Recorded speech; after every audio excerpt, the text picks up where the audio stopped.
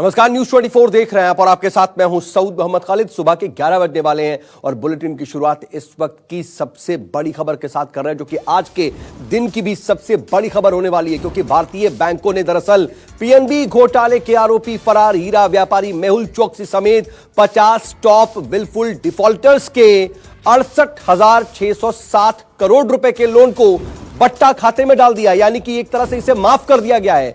RBI ने एक RTI के जवाब में यह जानकारी दी है। बता दें कि आरटीआई कार्यकर्ता साकेत गोखले ने आरबीआई से 50 टॉप विलफुल डिफॉल्टरों और 16 फरवरी तक उनके वर्तमान लोन की स्थिति का विवरण मांगा था। और आपको बता दें कि शीर्ष विलफुल डिफॉल्टर्स की इस सूची में मेहुल चोकसी की भ्रष्टाचार में फंसी कंपनी गीतांजलि जेम्स लिमिटेड शीर्ष पर है और इसके ऊपर 5,492 करोड़ रुपए की देनदारी है। इसके अलावा समूह के अन्य कंपनियों की बात करें, वो गिली इंडिया लिमिटेड है और नक्षत्र ब्रांड लिमिटेड है। इन्हें एक तरह से राहत दी गई है। और मनीष कुमार मेरे सहयोगी खबर पर ज्यादा जानकारी के साथ जुड़ रहे हैं। मनीष, इस खबर को किस तरह से देखा जाए, क्योंकि ये एक तरह से सरकार को बैकफुट पर लाने वाली, उसके लिए मुश्किल होगा इस पर जवाब देना, क्योंकि एक तरफ तो मेहुल चोकसी को भारत लाने की कोशिश में लगातार एड़ी चोटी का जोर लगाया जा रहा है, तो दूसरी तरफ कर्ज को माफ किया जा रहा है, राहत दी जा रही है। देखिए सौद, इसको इस तरीके से देखना होगा कि जो बट्टे खाते में जो रकम डाला जाता है, जो कर्ज की रिकवरी नहीं हो पाती है या जो एजेंसियां बैंक उसको रिकवर करने में असमर्थ नजर आती है, उनको जो दिक्कत नजर आती है, तो उसको बट्टे खाते में इसलिए डाला जाता है जिससे कि बैंकों का जो बैलेंस शीट है, बैंकों का बैलेंस शीट साफ सुथरा नजर आए। बैंक जो हर साल वित्तीय वर्ष में मुनाफा करती है, वो मुनाफा अपना उस मुनाफे को प्रोविजनिंग कर देती है जो कर्ज रिकवर नहीं हो पाता है। इस वजह से आप देखेंगे कि तमाम बैंक जो है, भले ही वो मुनाफा उनका हो रहा है, लेकिन कर्ज जो रिकवर नहीं हो पा रहा, तो वो उनका घाटे में वो दिखाती है। इस तरीके से उस पूरे जो कर्ज को जो है वो बट्टे खाते में डाल देती है। बट्टे खाते में डालने का ये मतलब नहीं है कि कर्ज माफ कर दिया गया है, बल्कि इसकी रिकवरी चालू रहेगी। हाँ, बैलेंस शीट वो अपना साफ सुथरा दिखाते हैं, जिससे निवेशकों के बीच में एक सही संदेश जाए और रिकवरी की प्रोसेस लगातार एजेंसियों के सहयोग से वो चालू रहती है।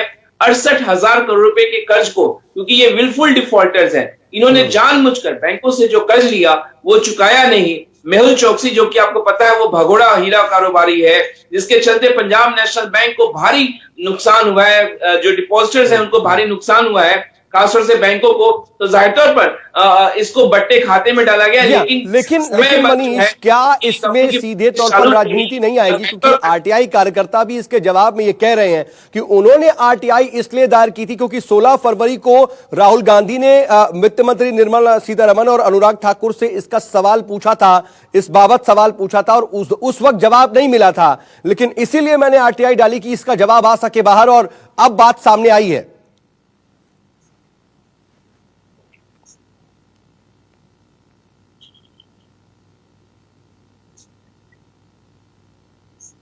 जी मनीष।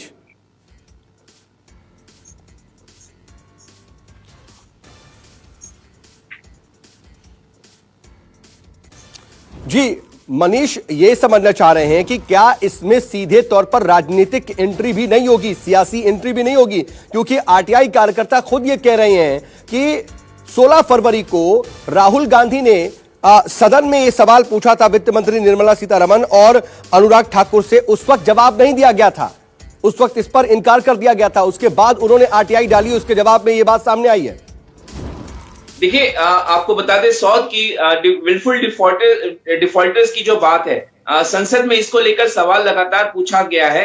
कई बार जो है ऐसा हुआ है कि सुप्रीम कोर्ट के हवाले देकर जो है विलफुल डिफॉल्टर्स का नाम को डिस्क्लोज नहीं किया गया है, क्योंकि आपको याद है विलफुल डिफॉल्टर्स की पूरी बंद सील फाइल जो है वो सुप्रीम कोर्ट में जमा की गई थी। तब इस बात के आड़ में इस बात को डिस्क्लोज करने से इनकार किया जा रहा था। लेकिन जाहिर तौर पर विलफुल डिफॉल्टर्स के नाम वो सार्वजनिक भी हुए हैं और जाहिर तौर पर कांग्रेस के पूर्व अध्यक्ष राहुल गांधी ने लगातार सरकार को इस मुद्दे पर घेरने की पहले भी कोशिश की है, जिसके बाद सरकार की तरफ से बयान दिया है। अब देखना है कि ये जो ताजा जानकारी निकल करके सामने आई है उस पर आगे क्या सियासी घमासान भी मचता है। अगर आपको हमारा ये वीडियो पसंद आया हो तो इसे लाइक और शेयर जरूर करें। अगर इस वीडियो पर आपकी कोई राय है तो नीचे कमेंट भी कर सकते हैं। और हाँ, देश और दुनिया की तमाम खबरों से वाकिफ रहने के लिए अभी सब्सक्राइब करें न्यूज़ 24 का यूट्यूब चैनल न्यूज़ 24 निष्पक्ष खबरें।